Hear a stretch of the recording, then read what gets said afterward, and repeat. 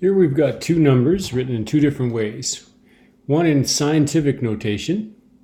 It's a very small number, times 10 to the negative 4, and it represents a mass in kilograms. Here's the same number written in standard notation. Again, it's a very small number. There is one subtle difference, however, and it has to do with this 0 that's written at the end of this standard notation number. Let's start with the first one. Scientific notation is always easy because all we have to do is count the numbers before the times 10 part. So there's 1, 2, 3, 4 significant figures. So straightforward.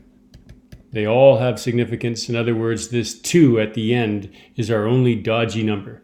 So it might be 2.311 or it might be 2.313. 2 is our first estimate. We're allowed to stop at the first estimate.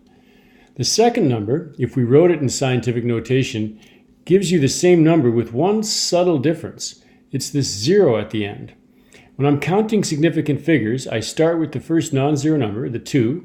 So there's 1, 2, 3, 4. Now I have to include the 0 here as significant because why else would they write it? They're adding a 0 to the right of a decimal place to show that it's accurate all the way up to that point. So this one actually has 5 significant figures.